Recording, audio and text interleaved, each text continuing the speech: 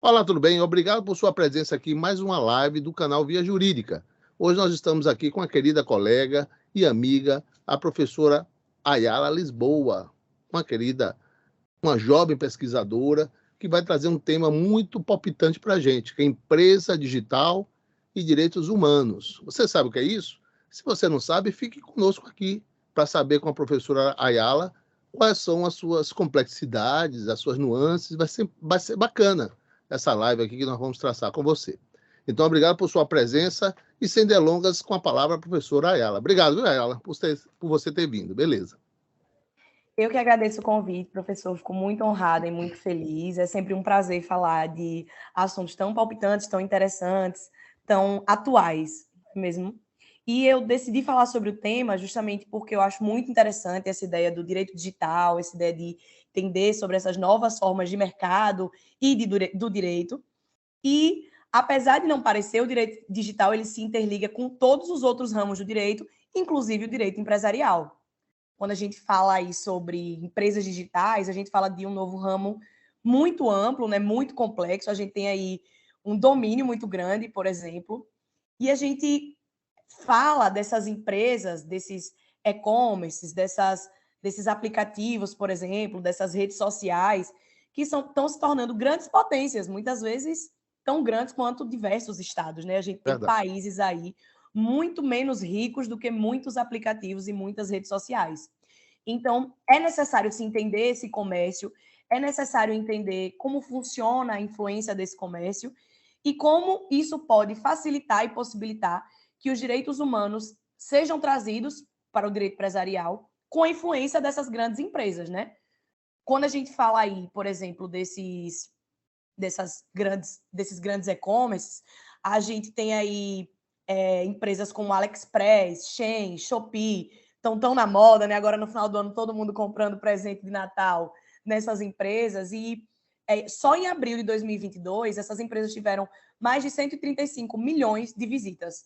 Só Uhum. esses e-commerces chineses. Então, assim, a gente vê que, obviamente, não foram só visitas da China, é um domínio, uma potência mundial, e está se ampliando, né? Cada vez mais essas empresas conseguem atingir novos estados e influenciar diretamente nesses novos estados. Aqui no Brasil, por exemplo, a gente ainda não tem tributação para compras abaixo de $50.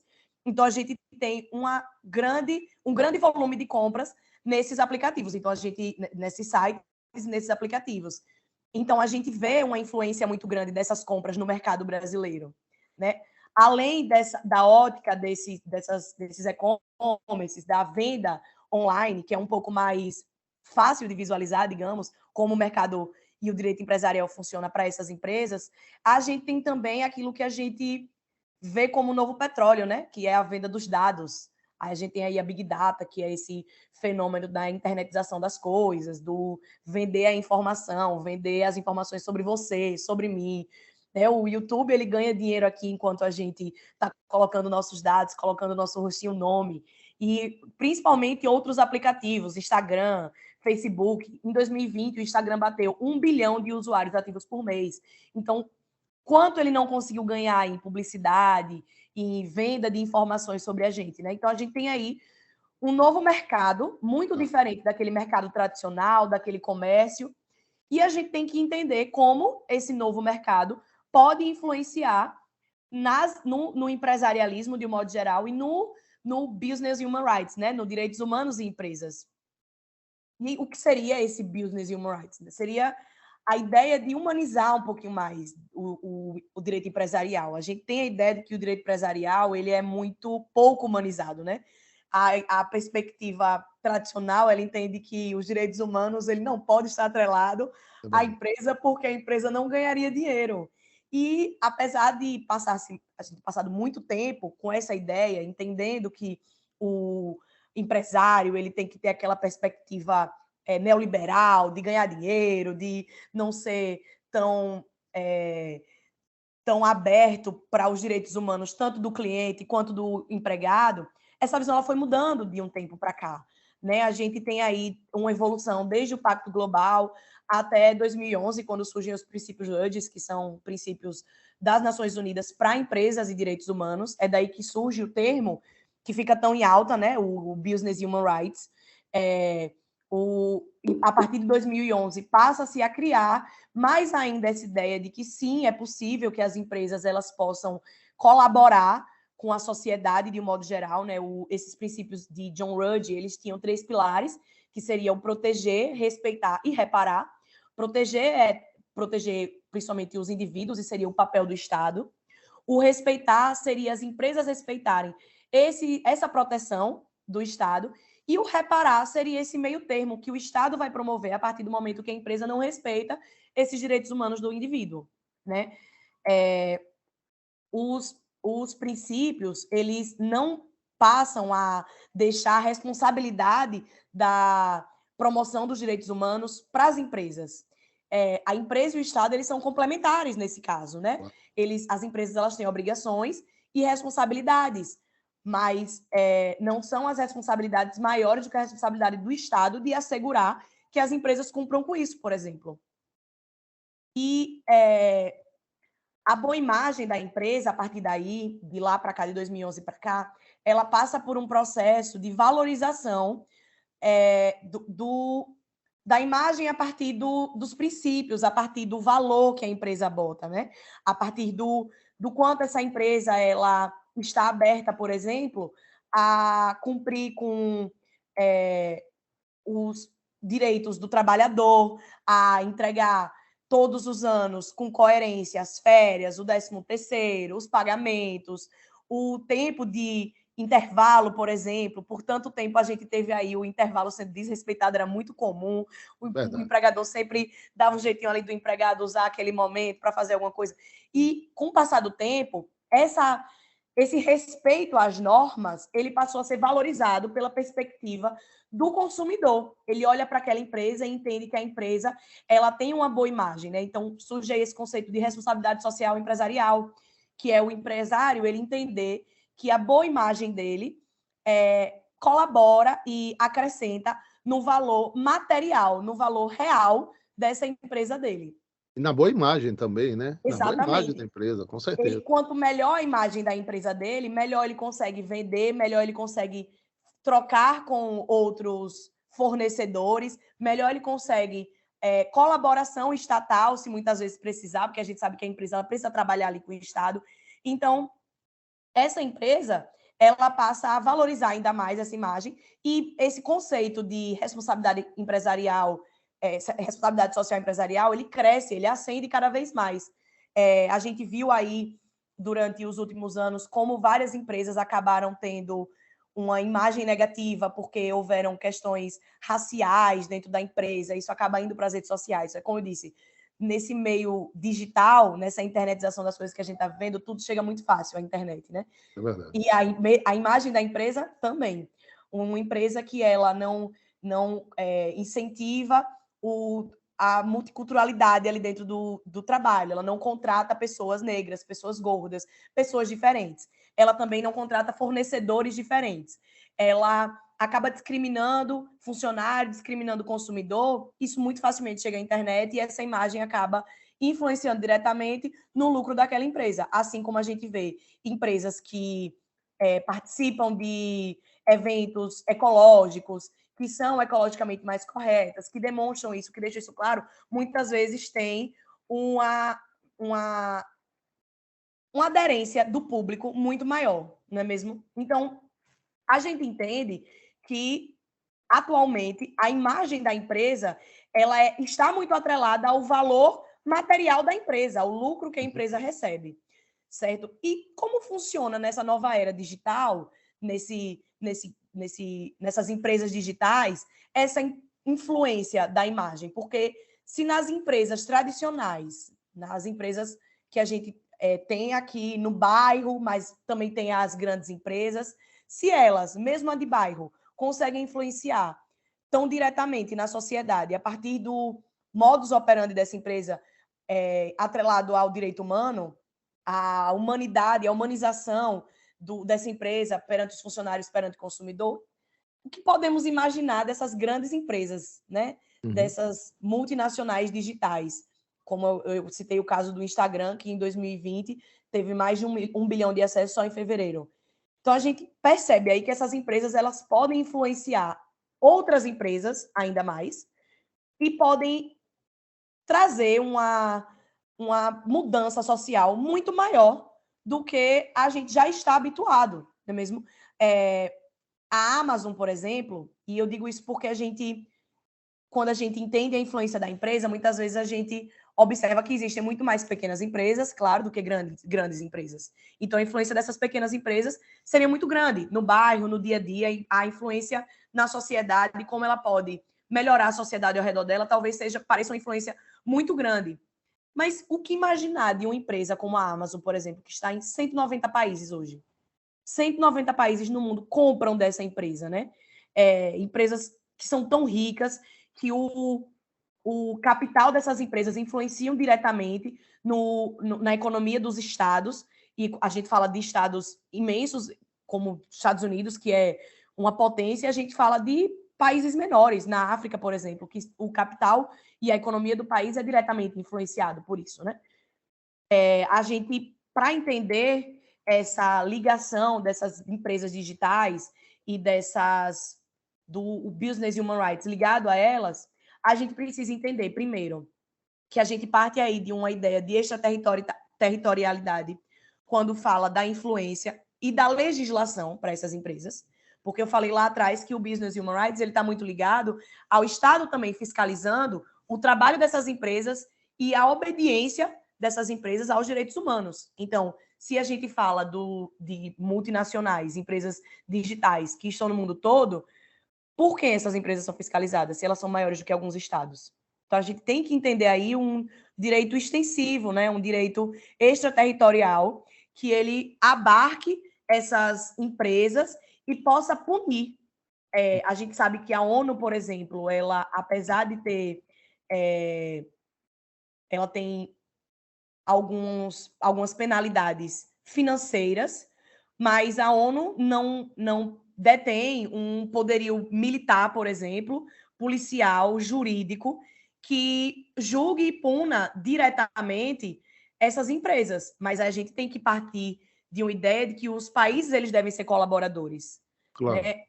A partir do momento que uma empresa, e a gente vê muito esses casos, essa discussão na internet, né? Essas empresas da China que eu citei, que são potências, a gente sabe que existe um trabalho escravo, infantil, muito atrelado a elas. O produto ele é muito baixo porque a mão de obra utilizada, ela praticamente não é paga, não existe. A mão de obra, ela não é uma mão de obra de trabalhador, ela é uma mão de obra a partir de trabalho escravo. Então, é por isso que essas empresas conseguem produtos de forma tão barata, em valores tão ínfimos. Então, o país que está recebendo aquelas compras, ele está de acordo com essa forma de mercado? E se não está de acordo, como mudar isso? Como impedir que os consumidores daquele país eles continuem aderindo às compras naquele aplicativo, naquele site? Eu mencionei que o Brasil hoje ele não tributa abaixo de $50. Será que a gente não poderia tributar? $50 é mais de R$200, é bastante dinheiro. São várias compras que podem ser compradas de forma dividida, parcelada nos valores para diminuir e, consequentemente, comprarem cada vez mais. Então, será que o Brasil não poderia tributar esses valores menores para impedir que continuem sendo difundidas essas compras aqui no Brasil, em empresas que não estão de acordo com os ideais e a Constituição da gente, por exemplo, assim como outros países e assim como os princípios da própria ONU? Porque aqui eu falo do que está de acordo com a nossa Constituição. Mas os direitos humanos que são difundidos pela ONU de diversas formas, e mesmo nas constituições que não obedecem, deveriam também ser mais propagados a ideia de não aderência a esses sites. Tranquilo. E aí a gente tem, por exemplo... Sim? Não, desculpe, acabei lhe interrompendo. Não, veja só, problema. Eu queria aqui fazer uma indagação para você, uma pergunta, eu acho que aqueles que estão nos assistindo também devem estar se perguntando como isso acarretaria na prática, né, para as empresas digitais e as empresas. Nós estamos aqui também, várias pessoas estão acompanhando nossa live, desde já lhe agradeço a você que acompanha nosso canal, nossos vídeos, nossas lives. Nosso intuito é justamente fazer essa transmissão de conhecimento nós aprendermos também com temas novos, né? Nós aprendemos muito aqui, cada um dos nossos convidados, veja que tem a sua expertise, né? A professora Ayala, ela tem expertise justamente nas empresas digitais, nesse conhecimento do direito digital ligado ao direito humano. Então, algo diferenciado, algo complexo, que muito empreendedor e empreendedora não conhece. Então, a pergunta que eu faço à colega é o seguinte: como é que fica isso diante da realidade, né? Porque nós temos a cidadania empresarial, por exemplo, que é a verificação da lucratividade diante do ponto de vista social. Então, não basta ter a absurda lucratividade, ela deve ter também um cunho social, uma troca diante da sociedade. Isso existe realmente na prática? Qual é a sua vivência diante da sua pesquisa, Ayala? O que é que você pode passar para a gente aí? E obrigado a você que está nos assistindo, obrigado a você que acompanha. Estamos juntos, hein? Beleza. Então, vai lá, Ayala. Eu acredito que esse valor social, ainda que para as empresas digitais, elas são muito importantes. Por exemplo, se hoje o Brasil para de aderir, de incentivar essas compras em sites chineses, porque entendem que eles trabalham de uma forma muito diferente, o Brasil é um país enorme, é um consumidor direto muito importante, por exemplo, para essas empresas. Se o Brasil para de fazer compras nesse lugar, e quando eu falo Brasil, claro que a gente fala de um incentivo a uma população geral. Talvez nem todo mundo vá aderir, mas uma maioria aderindo. É um impacto muito direto na lucratividade daquela empresa. Então, de alguma forma, aquela empresa ela vai mudar o mecanismo dela, ela vai mudar a formatação dela para trazer o consumidor de volta. Assim como aplicativos, por exemplo, que vendem dados. O que a gente viu acontecer foi que os dados, eles por muito tempo, não eram um conhecimento geral que eles eram monetizados, certo? Nós passamos anos aí colocando nossa imagem em aplicativos, nas redes sociais, sem saber o que era feito disso. Até que num fenômeno, principalmente por causa das eleições, se percebeu que se vendiam as informações sobre cada pessoa para empresas que poderiam muitas vezes manipular opiniões da gente a partir daquelas redes sociais. Com Então certeza. ali chocou a população entendeu que tudo que ela colocava ali estava visto. Hoje a gente percebe que a gente fala que quer comprar um tênis e daqui a pouco o tênis aparece para a gente no Instagram. Você Né? veja, você falou aí, a internet sabe tudo, né? Quem trabalha com canal do YouTube sabe que você tem lá uma plataforma no estúdio do próprio YouTube que você verifica no canal quem assiste, se é homem ou mulher, qual a idade, qual a região, qual o gosto, qual a localidade. Então a gente tem ideia justamente daquele público-alvo que a gente está atingindo e aquilo que a gente quer melhorar. Então, na verdade, tudo é visto. A gente sabe quem assiste no PC, quem assiste no tablet, quem assiste na internet, ou melhor, quem assiste no celular. Então, realmente, quem usa internet hoje é um canal aberto. Basicamente, as pessoas colhem essa informação, né? E desculpe ter lhe interrompido, né? Mas veja só, estamos aqui com uma pergunta de Carlos. Eu não sei se já podemos começar a responder as perguntas, né? Mas Carlos está perguntando aqui, Ayala, como é que faz essa expressão dos direitos humanos na pequena empresa? Então, assim, eu agradeço já o seu compromisso aqui, Ayala, conosco. Agradeço a Carlos, a outros que estão nos assistindo. Obrigado, viu, gente, por participar de mais uma live. Pois bem, Carlos colocou realmente uma pergunta, eu acho que para todos nós, né? Uma pequena empresa, ela teria esses compromissos também de direitos humanos, dessa tão citada cidadania empresarial? E essas empresas digitais, estou corroborando já, completando a pergunta de Carlos, para colher essa informação aí da querida Ayala. Beleza. Obrigado a você também. Isso aí, vai lá. Sim, respondendo ao Carlos, né? É muito importante que as pequenas empresas também tenham grande aderência a esse respeito aos direitos humanos, né? Por exemplo, nós tivemos aí, em 2015, firmado pela ONU, 17 Objetivos de Desenvolvimento Sustentável, ODS.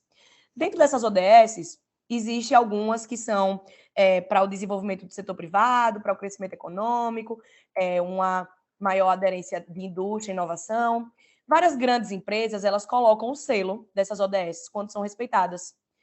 E, apesar de não parecer, mas pequenas empresas, principalmente eu vejo aqui no nosso estado, por exemplo, em Sergipe, construtoras, que colocam o selo no trabalho, isso passa credibilidade. Você vai comprar um imóvel, por exemplo, que você está procurando, Você quer entender como funciona o trabalho daquela construtora para lhe entregar o imóvel. Se aquela construtora, ainda que pequena, por exemplo, lhe pareça séria, veja, ela responde e obedece a objetivos de direitos de desenvolvimento sustentável da ONU. Então, aquela empresa ela tem um interesse em se manter bem socialmente. Então, eu vou entender que aquela empresa ela vai me entregar o imóvel na data certa, que ela vai respeitar o que estava contratado, assim como empresas ainda menores. A gente pode falar da padaria do bairro, da lojinha ali da esquina, da loja de roupa, da loja de acessório. Se nas grandes empresas, que o impacto ele é geral, então muitas vezes a informação pode não chegar em outro lugar, informação negativa sobre aquela empresa. Imagine o que não pode acontecer com uma pequena empresa com imagem negativa, né? A empresa do bairro, que fica famosa porque os funcionários são grosseiros com os consumidores, os funcionários eles não obedecem à higienização do local, eles tratam mal os próprios outros funcionários. Será que a gente vai querer comprar nesse lugar? Será que a gente vai querer continuar consumindo nesse lugar? Porque hoje em dia, a gente sabe que a concorrência é cada vez maior. Claro. Se uma farmácia é montada num bairro, 5 outros vão chegar, porque vão entender que ali há mercado. E uma padaria, e uma loja de roupa, e uma loja de acessório. Então, nas grandes empresas, muitas vezes a gente vê aí empresas nacionais muito grandes que já ficaram muito famosas na internet por exemplo, ser racista na empresa. Aqui em Aracaju a gente teve uma problemática dessa essa semana, inclusive, mas são empresas muito grandes, então provavelmente isso que aconteceu em Aracaju, a informação não vai chegar lá em São Paulo sobre essa grande empresa. Peraí. Sim. A gente vai cortar esse pedaço assim. Não fale regional não, porque o vídeo é nacional, sabe? Entendi. Mas eu quis dizer que, assim, a empresa, não, assim, você a deu um informação exemplo, não vai chegar no país. deu um Mas a da exemplo, pequena empresa vai chegar, né? Peraí, vai cortar aqui agora, aí você deu um exemplo assim, ó, determinada localidade, entendeu? Vá. Ah, entendi. Vá. Uma grande empresa que fere direitos humanos em determinada localidade, talvez essa informação demore um pouco a chegar para o restante do país e o impacto no lucro geral dessa empresa será pequeno. Mas será que a empresa de bairro ali, aquela padariazinha de bairro, a farmácia de bairro, ela não vai ser mais impactada porque a informação chega muito mais rápido aos consumidores diretos daquela empresa? Então, talvez para essas pequenas empresas seja ainda mais importante respeitar os direitos humanos. Claro que os impactos do respeito aos direitos humanos em grandes empresas vão ser muito maiores, porque elas podem ser uma boa influência social muito maior. Mas para as pequenas empresas, talvez seja ainda mais benéfico essa boa imagem. Tranquilo. Bom, já estamos chegando ao final da live. A Ayala é uma querida professora, vocês viram a fluência dela, a facilidade com o tema, é uma pesquisadora nata, é uma profissional de estirpe realmente. E assim, eu fico triste por terminar uma live assim, com dicas, né? Na verdade, você deu a notícia do tema. Então, agradeço a você também que está nos assistindo aqui. São várias pessoas, eu queria agradecer a todos vocês, dar um abraço forte e agradecer não só ver essa live, como ver os outros vídeos que estão dispostos aí no canal Via Jurídica. Hoje nós estamos com mais de 200 vídeos à disposição aí de você olhar, pesquisar, olhar um que lhe agrada e dar uma olhadinha, e aí faz parte, tá bom? Então, assim, eu queria agradecer a todos vocês, queria agradecer a Ayala e desejar um forte abraço e passar para ela as palavras finais. Muito obrigado. Ayala, suas palavras. Eu que agradeço, é um prazer estar aqui. É muito interessante a gente passar informação de coisas que já não são interessantes, mas podem ser interessantes também aos olhos dos outros. Então, é sempre muito bom falar de temas palpitantes e interessantes. Então, foi um prazer estar aqui hoje e um forte abraço. Tá bom. Obrigado, então. Gente, obrigado, um abraço forte. Obrigado, Ayala. Valeu, tchau.